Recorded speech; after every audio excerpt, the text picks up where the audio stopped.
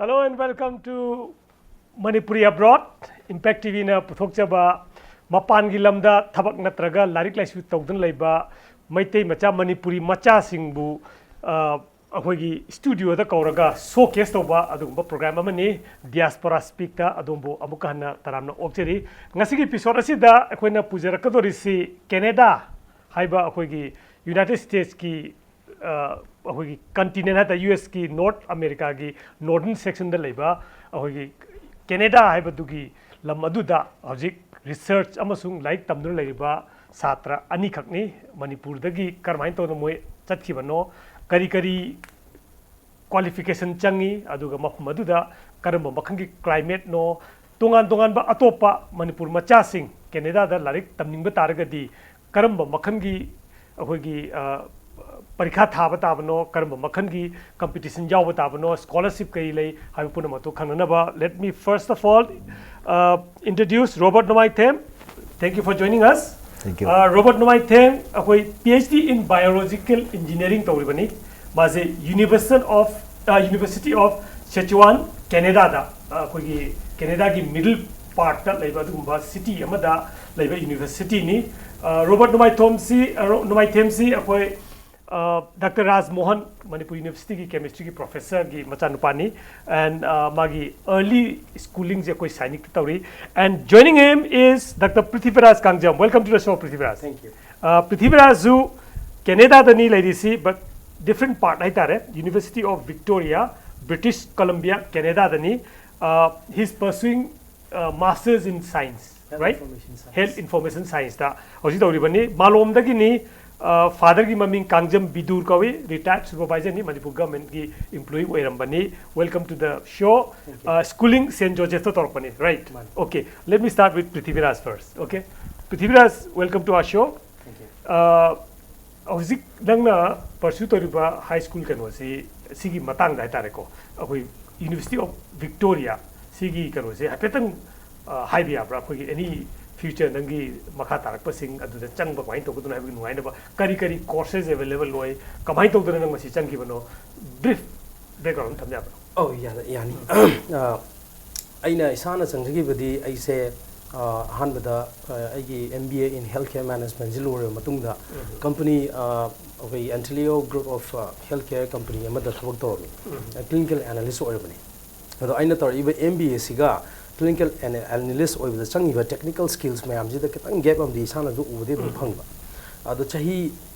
18 months kumba thabak tora matung da hoi ji counterpart US lei lei bidi the USA am to na ko da laga visit au se dan what is dum khara sana bije dum phawi bidi sana bije dum moine jo hoi gi level of education ji u matam dum moine jo yamna inspire tori posida noi sile masters lawyer bani noi di summa thabak sidi kitang outsourcing ki type oina job taw ba jani moi clinical analyst hajar so adu da kitang upgraded to ya ga ti comment to ni technical skills ta ke requirement lagi habsima hapera na khangtu adu da sidi health information science na tragana clinical informatics so high health informatics so high ni aina tamiba course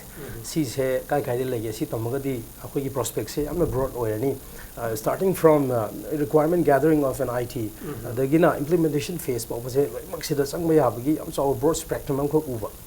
adi pare so makha chathadi ngai da so nangi sigi kai haitare line of studies gi practical application ji kare si practical je agidi healthcare da oina loi mala ni healthcare IT haitare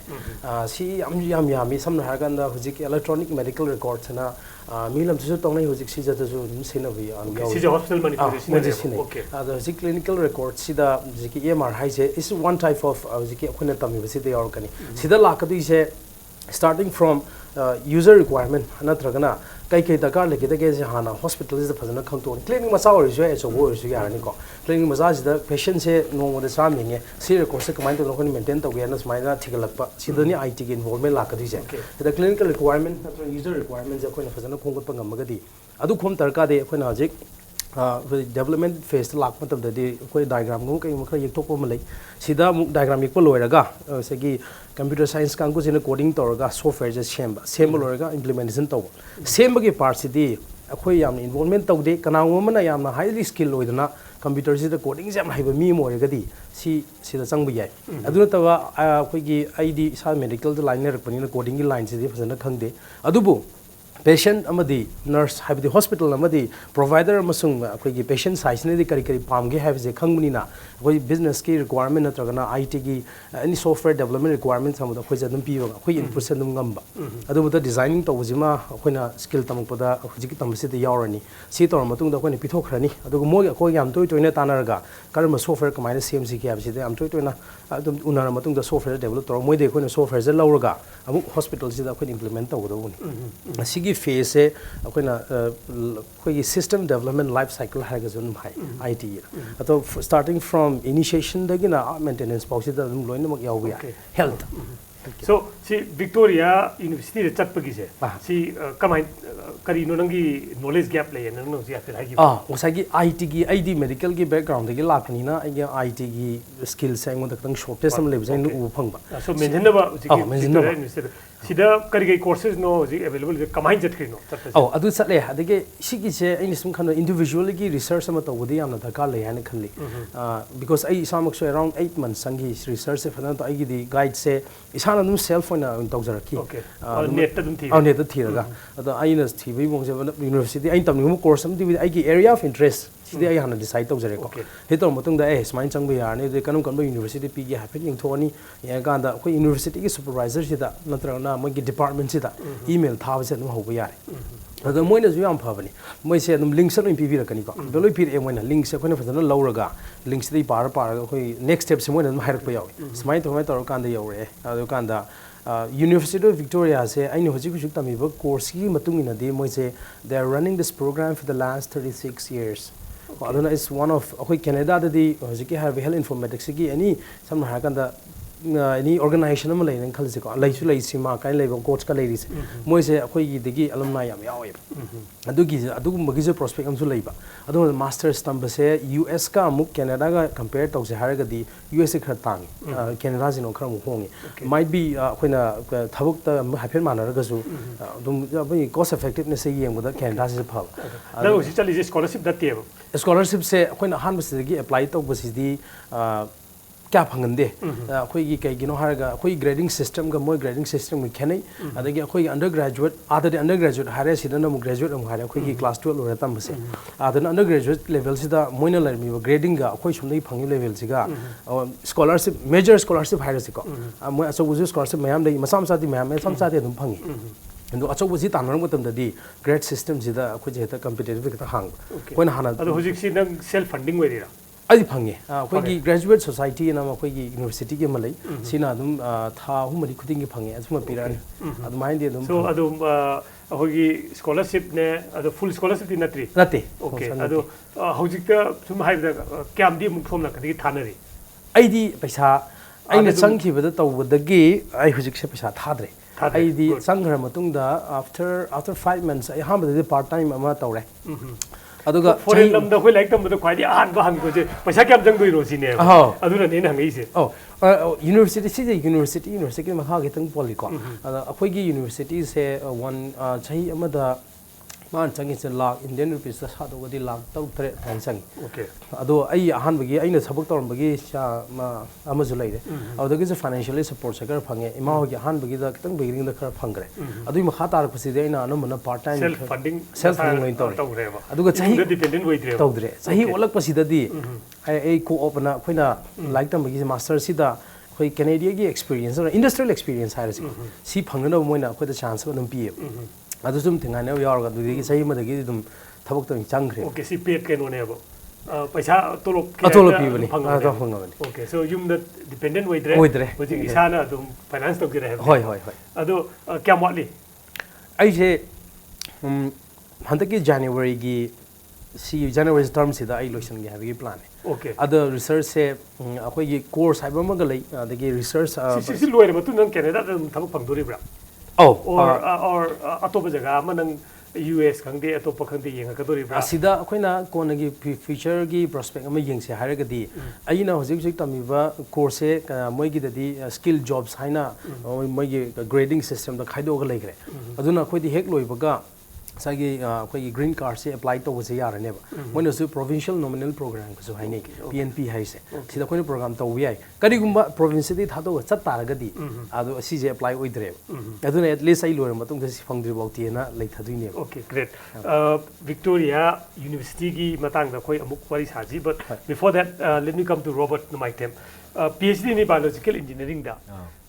karino hogi ai khangde what is it biological engineering se hana moi agricultural engineering han leme agricultural engineering bioresource han to han leme ado adadi almost akhoi agricultural engineering part se kai hani advance oi gidana department thupchila se thupjing re thupjing gi sida hana major in leme se food processing haibom ne farm machinery haibom ne soil water engineering haibom ne ado soil water sina civil lom do on re aduga akhoi gi farm machinery sina robotics kuma mechanics kuma som chang re food processing is the chemical engineering ga samna ko ado department oina di chemical and biological engineering haibo major je igina biological engineering hoibo okay adubu aigi thabakti food processing ne food processing je akhoi na aina hojik ji tawjari ba haigadi khoi samna ba sida phangma kurkure gum leina sigi sida magi packed food memse extruded product ko moi se extruded product sigi magi value addition to bai tare adi hojik ta chari ba pot se khoi gi corn starch kum wheat starch kum yam to wheat kum na adu magi gehu gumba aduga khoi gi hoi adu ma si khoi glycemic index nam le glycemic index se chabu ga khoi gi blood sugar level se hangal da to bugi adu kari gumba sigi si handabang am tar di haina adu da khoi na pulse base ide Hawaii hapaga ide gehu gum sina khra wangba glycemic index Hawaii gum khra nemba adu ma mahut chillaga tawbu ya brand process khra step by step khra sang by adu gi tang taw actual benefits kai woi no market thora kan da nang market thora kan sa kamai akhoi na sama da target kan was kan ha ga ko target consumer se somna di khidam wale US lom na di breakfast cereal han tongan legre adi cornflakes kan ma am sanai se sigi sida adi US da hojiki main oina tawgibdi kamai tawge da US ta lei bo ji angang sing se even chahi tara gi mari makha sing obesity oi se 40% jawre adi he hobudi nunga madi breakfast cha duine adagi chabdagi sum chaba sum ngata ne basar ka doise adu poche direct sindu hana cornflakes ara mi do nang cornflakes phate hawai jo in charo hadi yade aduna same poche da modify tawraga chaba sida magi keno khoi gi health se control tawna ba okay so target si hoi gi obese oi ba hadi yam noi ba hoi gi particularly swai zum tawre ko diabetic hoi diabetes ke mari ka obese oi ba singam bu da moi da piri ba cereal sing gi alternate source tang masada noi khat na ba gi adu gi target ne ba adu ta su noi da boy tar su han noyam da boy tar su chasila di noi khala ka doine adu sum regulate tawna fit oi thamna healthy food ai tare karai bho chang khale si ke no sida sigi chansila se almost last part jok chile adi extra taw do thaka ngai na adai di nang thu doctor na tapak toi ne ba doctor se hoi tap ta ado sigi si yo bok da sainik ti tamak pani sigi line je kamai to nang na lakhi bano khan gi bano sainik ta minge da did you ever contemplate ai gadro ko ai swain to na sigi line ji chat ke na focus hoga chat ki bra natraga kanangmam na guidance bi ki bra adagi muk Canada yo bai ji why Canada I have a question am lai atopa Indian universities or India zu apa kanu lai na ko mayam le adagi atopa Southeast Asian countries aduga eastern ko Japan but atopa khanda da Canada khaliba si maram kari ke ai khida makha de hoger go ai sainik ta lai nge de sim changine de khande hana sum management gi type ta khara MBA jam tawjani ngai thani adubo MBA tawge harbu kanda adugi matam da aigi mind oina hadi engineering ama tawtari MBA tawse hadi combination jam sana bi type ta dum leiba adi engineering tawgen khale AIEEE ka thare aduga sigi kaw na lorme si infal sina adu man low kanda asigi agri engineering aduga na first time hang ada ise su khoi agree tambago mana su haibe haibe agree engineering si phai sumaina adi aina adu phangba kanda sikim da dum change sikim da tawbu kanda adu su fazana khangri haidi mapan chapagi wari si fazana khangri ba adu oja amala ma ji khoi university tamne asigi university schedule tamba ma la kanda mana haidi चट के abroad चट के तार दी IIT चंग तार दी सुम दी reference से हम दरकार होए बा रेफरेंस से आईआईटी प्रोफेसर में पीप तार दी हम थुनु फंगवे न है ओके अदे इसी फोकस से आईआईटी सुम तंग बगी मतम 4th year साइकार को साइड हाइपे तम गेन खले पैखा थारे गेट ती थारगा इसे आईआईटी नु संगे आईआईटी चंग का अदुम खले से दी बांदुम चल लगे ओके आईआईटी चंग बदगी दी आईआईटी कराई दो नंग तोरी जा आईआईटी खड़गपुर दगी नंगी फोकस से केनेदा क्या वागी चंग बता कमाई तो की हाउ वाज स्ट्रगल तो की ब्रा नत्रगा चंग मसे होय क्या कॉम्पिटिटिव होय होय अहम दा पैसा से फंडिंग से सेल्फ फंडिंग न तमनी नो हाइदि इसाना पुथोगा तौबसी खितंग वायेना अदि मयाम तुम चंगनबसु स्कॉलरशिप से तानबगी से सी मतंग सिदने आम वाइसे हाइदि ओजा अमना PhD तौब नत्र मास्टर तौब द लौबदको लौबैदि लो याय फंडिंग मतंग से खतने मोय प्रॉब्लम होइसे अदो मेल ग मैम थाबसिदा ओजा खरदि एस आईडी रिटायर ओरे हाइबुगा यावे अतोपा अप्लाई तौरपसे इंग्लिश स्पीकिंग कंट्रीज सिंग दा हाना try तौना Canada ne US try so tawtre kai US tawre US ta bukan da GRE da kar oi adu mathak ta TOEFL sin ma moine base taw he TOEFL je adu sum atop sing oja sing su sum ta hangna bukan da kaisu khena tambagi oi ndi kaisu am khena bale te standard of education di khena de habni na in 3 live si Canada na live oi na ure ai oi ndi ai atop kaim thar su ama khak pekham thar ga sina phare ai almost manner ni ko okay adi aina hanagi hojigi university si jo atobo hana mayam try torom Canada chelta aina UBC da torom master toro amka toro hai kem ke aina master di amon tong amore adi atobo sum professor mayam sum toro bukan da hojigi professor se mana mangon da meli bukan da mana nangi keno CGPA mathungina khoi university keno lebe scholarship so amal leba ado CGPA se 85 yok tardi asi scholarship thaya na adu han try tharo adu kaigamba kari scholarship na maming do international din scholarship na okay adu thare adu phangudai di hoi mana first adum phange aham thab dum phange okay adu dum mana scholarship to kari yawi scholarship se yawi se maina hai se chahi ahum gi pigini paisa ko $22,000 per year Canadian dollar aduga last chahi ani di university ne pigini last ki chahi sina supervisor ga department ngan pigidam okay so almost full funded never almost full funded full hai tare okay husi Canada si nabani mak husi tamme magi ma haire nangi changbada di kai difficulties like bi yawra alai particularly in sai je ga ki aham the requirement gathering sang was the documentation me yamse sida kana umana kai ma help ka to be ga di yam nuai sida khoi ju khang da first time applicant to ga di sida khoi ga han da nang ka we interested in application e da ko ta na khara i roi adumba e ba khot sida ga khoi se khoi na like tam ga su English oi ga su English speaking na khoi gi je pa ma tam da difference mo ni amai na khang ngam me adu moi se si je sana yam to ni i ba mi ra ga di hai ni ko adu da khatang khutak ta i wa ha ga ngam da sida ga khatang guidance ka pe ga tim tawi asiki IELTS and thai amoi su gi requirement ya adamai lei adu thare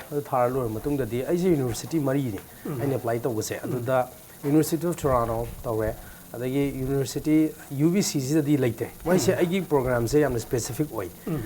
Saskatchewan du laite ai ge se Dalhousie University ma da lairani adagi McGill University yawi smai to khanna ba university kitang da lai adu University of Toronto gumba mo se world di yam ranking laiba moi di yam competition level se wang bu mali ado koina dum tharu matam da moine ya hani khanbagi chances khar nemi hai ta as per nangi percentage ki matungina nangi confidence level matungina hoi applicant to di loina bu yai but you should keep that factor in mind okay right adu mai toraga Mac Master University ne madlai adu dagi di khanba adu khalaga adu ki paisa jinu yam to ise adu mai hajen scholarship pi ni hai scholarship pi ge aduga sai 12 months matungda nangi ko opse khoi singe adu ahan mi paisa je mu ya ahan mi paisa yang ko hai je sina ka doge da khoina financial gi support se khoi som de stability mu uttaba ya da je sida nang fee je samno har kan da 20,000 per annum har jina 20 into har ga hakula khine lai ba sabai pula adu sum yam usi yam utta ya da ku lak adu khoi je easiest way financially je ta lai last adu financially khara hong je yenga mai tor ga thank you Jani okay matang is the break am lok jage but stay with us break ki matung da hoi Prithviraj अमसुंग Robert की मोगी colleges है गद्रा मोगी university की मतंगदा करम करम बा अखोगी मी सिंग तमी अखोई इंडियन दे क्याम यावी मणिपुर दे यावरीब्रा अदु मैम दो खै सोइन खन Jagan stay with us you watching Manipuri abroad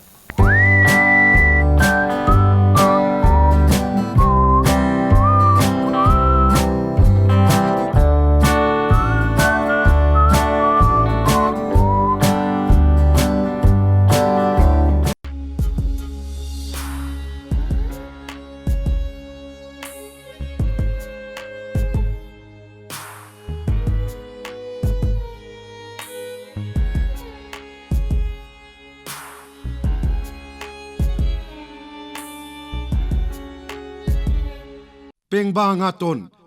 nga ton pangbiragani ningol chakobugi mangoy na mapung mari faraba pengba amadi nga ton ningol chakobugi damak discount su pizari nga ton kg mga laibada kg ama free pengba kg tara laibada kg ama free da pizari akak nga ba matamni ngasi maglengsin biroktono order to biho phangpham S Tomba and Sons Pengba Farm Diwali अमसुंग निंगोल चाकोबुगी special discount पिजरी ITC limited की premium clothing brand Wills Lifestyle की Thangmeiband Meisnam Leikai opposite Hao ground लेबर store दा दिवाली अमसुंग निंगोल चाकोबुगी स्पेशल डिस्काउंट पिजरी नुपा अमसुंग नुपी की फॉर्मल कैजुअल अमदी इवनिंग पार्टी वेयर याउना मखल खुदिंग मक्की फिजोल सिंग फंगबिगनी ngasi maglengsing biraksi Wills Lifestyle store Thangmeiband Meisnam Leikai opposite Hao ground ꯑꯩꯒꯤ ꯊꯃꯣꯏꯅ ꯑꯆꯦꯠꯄ ꯊꯥꯖꯕ ꯊꯝꯖꯔꯤ ಶ್ರೀ ಮಣಿಕುಮಾರ್ ಜ್ಯುವೆಲರ್ಸ್ ꯌꯨꯝꯗ ꯁꯨꯝ ꯂꯩꯔꯒ ꯈꯟꯕꯅꯗꯤ ꯀꯥꯟꯅꯔꯣꯏ ꯑꯩꯉꯣꯟꯗ ꯂꯣꯏꯅ ꯊꯦꯡꯅꯈ꯭ꯔꯕꯅꯤ ꯋꯥꯈꯜꯗꯣ ꯋꯥꯒꯅꯨ ꯂꯥꯛꯑꯣ ꯑꯩꯈꯣꯏ ꯈꯨꯗꯤꯡꯃꯛ ꯐꯖꯃꯤꯟꯅꯔꯁꯤ ꯃꯤꯌꯥꯝꯒꯤ ꯑꯄꯥꯝꯕ ꯗꯤꯖꯥꯏꯟ ꯈꯨꯗꯤꯡꯃꯛ ꯁꯣꯏꯗꯅ ꯐꯪꯂꯒꯅꯤ ಶ್ರೀ ಮಣಿಕುಮಾರ್ ಜ್ಯುವೆಲರ್ಸ್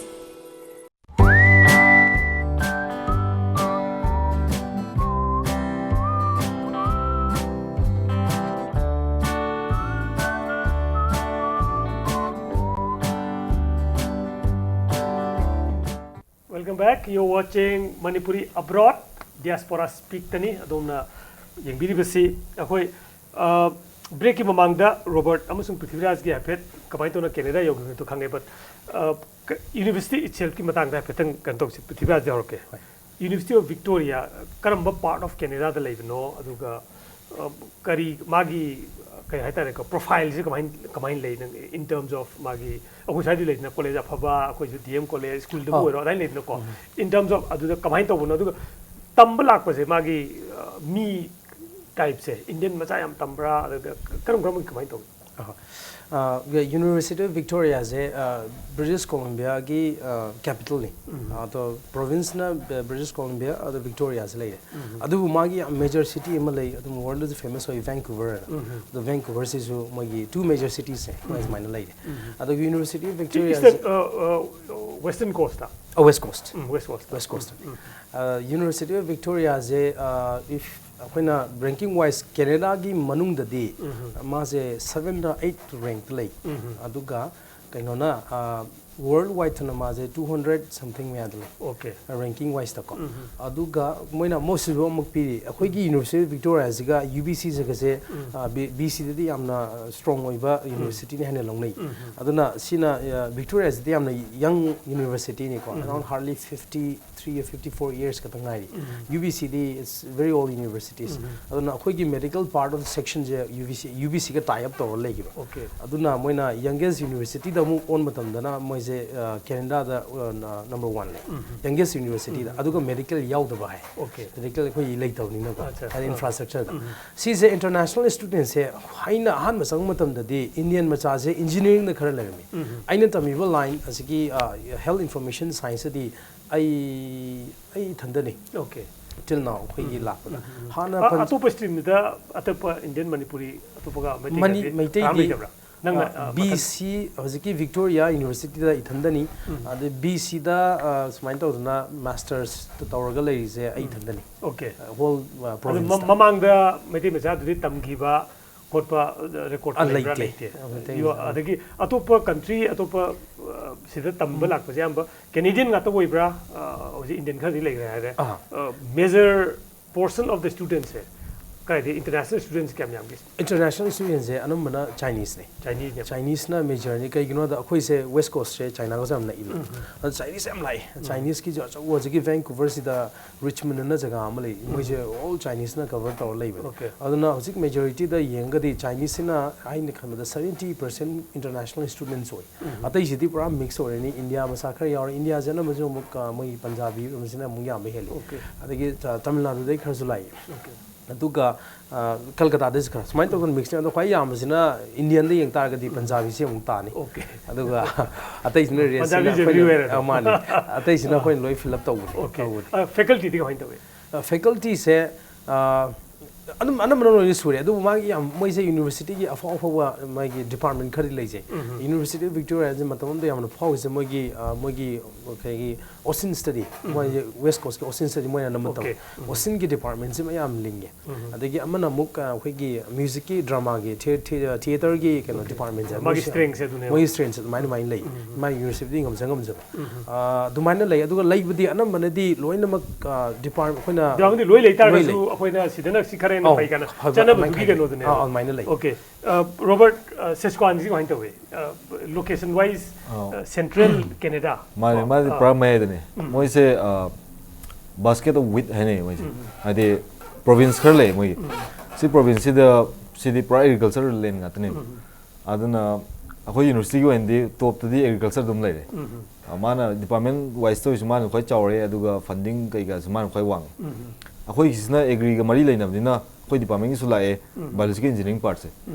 अदो अखोई शायद ले ICMR का ले ना को ICR सी का क्या structures क्या खेले अदुई type La moi tuan moi si su society ki type amani na adu asong gi sam le CBSE ga na Canadian Biological Engineering Society ga na tuan top makhan makhan me am le adu university ki wise na di khoi university da hajik se ranking se Canadian da kya 14 15 da le okay world ranking da 200 something ai last time yeng check to 220 something da le aduga क्या चावी कोई जगह university से university से कमाइन तो है फिर just picture हम खक मैं हम तो उन्हें यूनिवर्सिटी से around आई कम द 300 400 एकड़ गुम नॉर्मल है ओके फसन चाव रे तुम ओके आदि फिल एरिया जी हम थमे कोई एग्रीकल्चर की मियाम मरबो नि अदुगा अतोपा स्ट्रीम हम डेंटल से हम पावे लास्ट ईयर टॉप ताव नि मोना डेंटल कॉलेज होल कनाडा की मोना अदो अयामदी फंडिंग की ओइना दी हौजिक यूनिवर्सिटीज दा लेसे वर्ल्ड की फूड सिक्योरिटी की अमला है 60 मिलियन नमा अदगी अमना वाटर की 60 मिलियन नम लाई मेनली एग्रीकल्चर की मरी ना अदो याम इंटरेस्टिंग पार्ट हमना सिंक्रोटोन नाम लेगो सिंक्रोटोन से ऑल ओवर कनाडा दा अखोई यूनिवर्सिटी खतंग ले सिगी सिंक्रोटोन से ना करी है समय दा कोई बॉडी सेल्स दा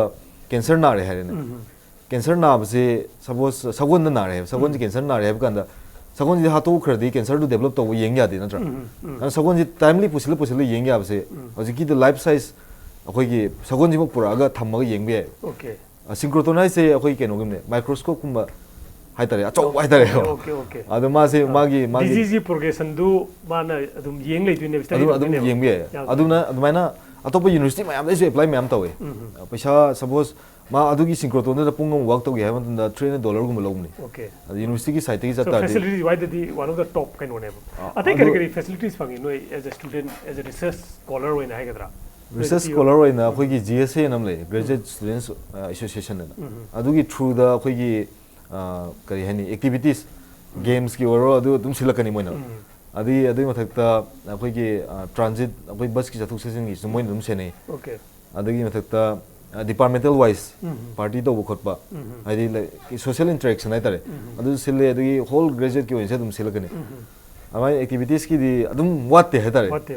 sports games adum apa badum log ba yae ba adu gi dum lei akoi adu phd tor koni na adu mudo yam kan di haidre undergraduate ko mata work di yam nuai da ba undergrad me da ga di nuai da ba hauji di focus hoy rabne ba adu again similar question hai tare ko nangi nogi kai hai tare students hai ga research scholars sing moi gi profile ji ka main tawi ayam ba Indian machadi kyam yawi na ka engineering gi ji nang khatra ba ge ka rogi to precise bai na ka main tawi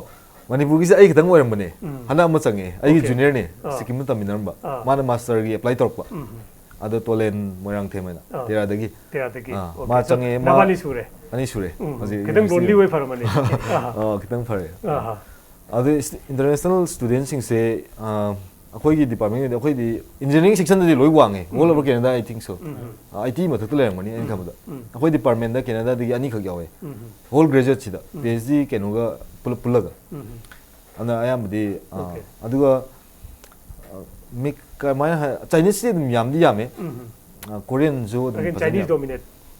dominant makti oidre akhoi da adum mix tawre da fazan India su India di Asian faces na yamra natraga akhoi blacks or kari habit nang yeng dominant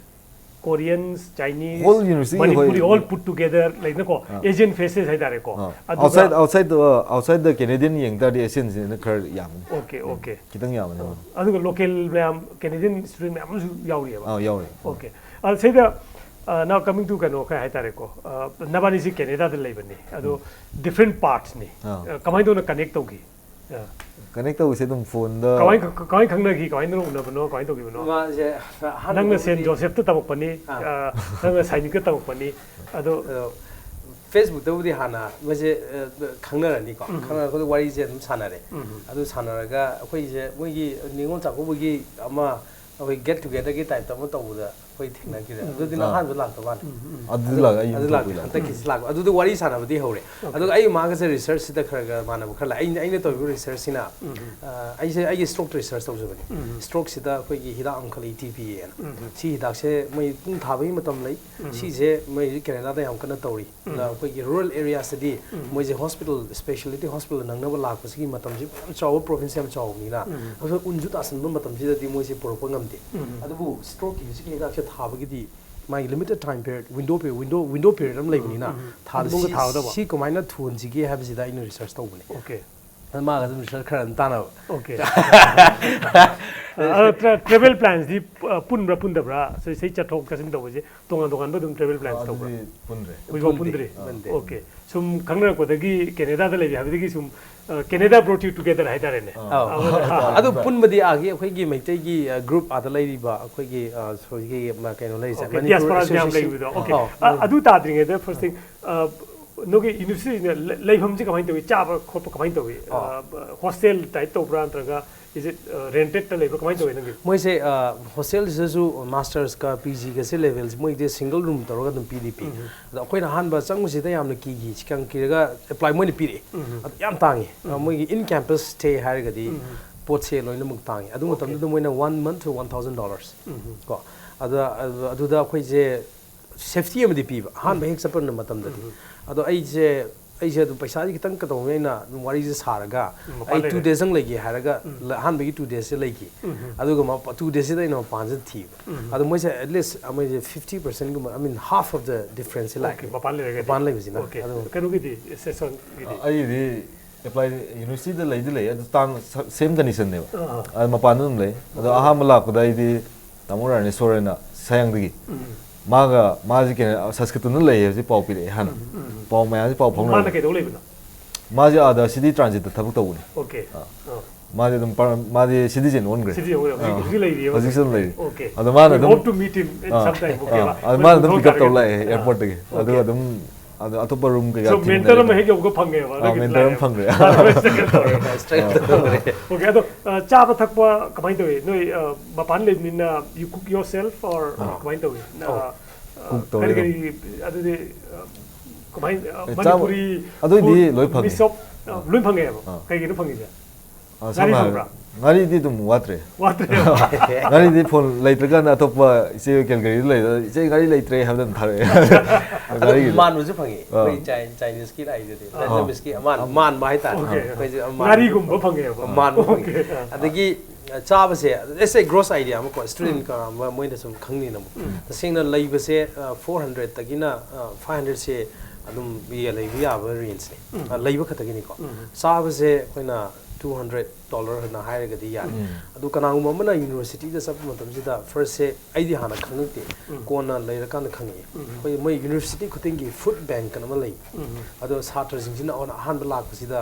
ꯑꯩꯈꯣꯏꯒꯤ ꯃꯣꯏꯒꯤ ꯍꯥꯏꯔꯤꯕ ꯑꯟꯗꯔꯒ꯭ꯔꯦꯖꯨꯋꯦꯠꯀꯤ society ꯂꯩꯔꯝꯒꯅꯤ graduate society ꯂꯩꯔꯝꯒꯅꯤꯀꯣ ꯃꯣꯏꯗ ꯑꯩꯈꯣꯏꯅ direct ꯆꯪꯉꯒ ꯁꯤ food bank ꯀꯔꯥꯏꯅ ꯀꯔꯥꯏ ꯃꯣꯏꯅꯁꯨ ꯐꯨꯗꯁꯦ ꯑꯗꯨꯝ ꯂꯣꯏ ꯄꯤꯔꯛꯑꯦ ꯍꯞꯇꯥ ꯈꯨꯗꯤꯡꯒꯤ ꯂꯧꯕ ꯌꯥꯕ ꯂꯩꯔꯝꯃꯤ ꯑꯣꯀꯦ ꯃꯇꯝꯁꯦ ꯃꯁꯤꯡꯗ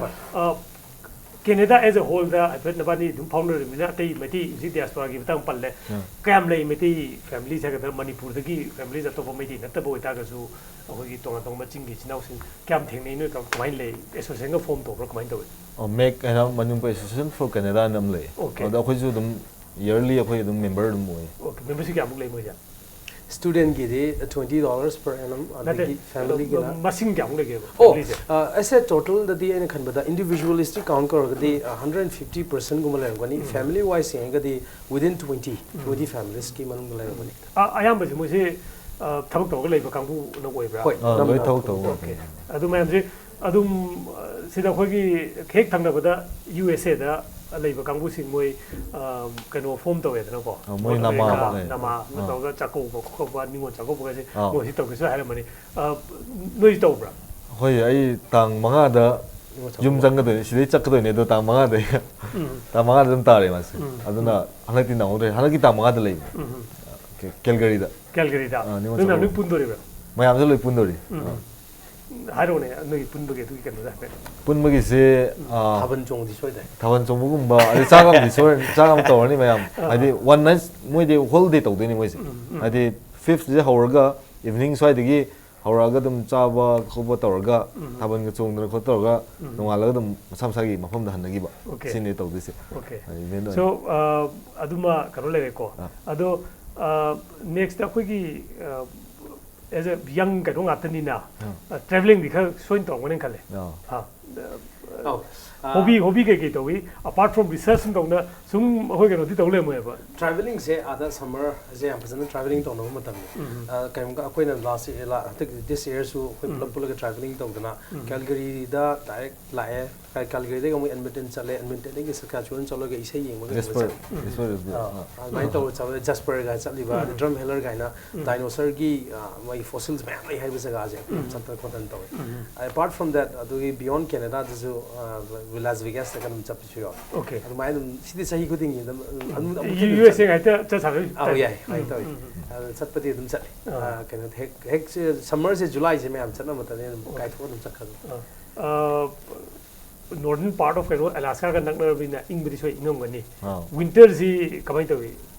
winter ki experience se Victoria da di un se am ta ti aduga BC side se ma un katang handai katang chakhala ga di am tai hoi mahon de ngarang na ai yum tholom da ta hore kra ado haji kitang padram do male okay and by December the full tarani adum adum wangani adum -20 se dum lei aduga kitang numi kitang phatta bada dum -35 40 45 Robert ti koi bo khot phaje jigi di bai Las ka am chale koi base dum hoi dum chale aduga mamang 2014 da 40 ai am 14 jida am loi koi gre khoi keno dagi Saskatoon dagi Toronto ta na on road car thogdara chale around 3600 kilometer gumade Toronto chale Toronto de Montreal chale Montreal Niagara dong hale Niagara power Winnipeg ga power ga so numi kya ni no rang ji adu ki timing si around 7 days kum chang 7 days ba up down time out lorga 2 weeks kum chang ma 7 days dum marta 2 weeks kum chang ma ada topa sum lameng boy koi bra atai tonga tonga lei ba mi sing su dum theng moi ga dum catch up to bra kamai theng re dum hana power sma yor kani khokani na adu moi dinner ga dum phajan silame adu unar dana khodan main to okay ado another thing akogi Canada chatpa mo hai tare ko sidagi any other student or gadra young attempt to Canada chatpa journey se kamai chali no Imphal dagi Kolkata Delhi nogi port of kano se thado kom kamai chali aduga flight train kamai to ado usually se mayam na hong mo sum thina matam da Mumbai gi Delhi gi sina khwai gi di hena competitive price phang Kolkata se na kitang phang de aduga aina lai riba west coast gi di China ram de lak pasina ju kitang nungai okay adu ma lai re adigi Toronto ram lai ba the east coast na muk through London Heathrow through the surface ne mai nong chane ado usually flight ki price kuma yeng se hare gadi moi se starting at least around $1,000 dagina above sin lakani 2,000 it depends on the season da Indian money the $1,000 kya na around 52,000 52,000 Canadian dollar ne Canadian dollar okay nang same route chapra ma west coast ni ba na sona kan dagi adom lai ai try haidi katang tang ai du lak tar di haidi flight se amuk change tawdui ne ba west coast ta na pai ki doi ne okay so nang na sona kan da middle east power chat le ba middle east pau hojigi europe tar ga da london ta gi traga frankfurt germany ta meaning to taw so ma power ga mula delhi da direct flight le ana hana han gi bai de na direct dum kai okay delhi to toronto direct okay kya muk change sona kan da hojik around 13 hari 65 kumba 65 so changdoi si tang kya changdoi na hanaki manga sida tang manga sida okay hope for the best nangi di I matam khara lai so you're going to enjoy Manipur for yeah it's for a bit okay mark din lucky hoy da kano da homesickness dum feel do ni na anyway all the best young bright kano ngatan ni probably you'll come back you'll become a doctor very soon doctor na pani madi doctor na khre afaba kano da soi namak phangbo oisino aduga probably noi gi wari sing gi taraga ahoi gi tari ba parents sing da gi oiro adaga kan de oiro Canada like the music shop can wab na take to honor ga di phangi habi wakalun ni khoina kanu putai je thank you Robert and Prithviraj for joining us thank you tonight here on Manipuri abroad masini sigi akhoi Manipuri abroad ki program akhoi na pujarai bise Canada da research tawdra laiba like tamna laiba adumba ye naha whatever Robert amasung Prithviraj ni hopefully yum da tabi ba sing akhoi Canada da like tamge hai target di kasu apkana kanu to bunate but you have to have a vision and will amadi lebum changi aduga I am sure akhoi Prithviraj hanna leiramamnina moina su soidanamak karigumba noi tamningba taragadi mateng soin pangkani have ki thajabani with that ngasi gi weladi matani thank you for joining us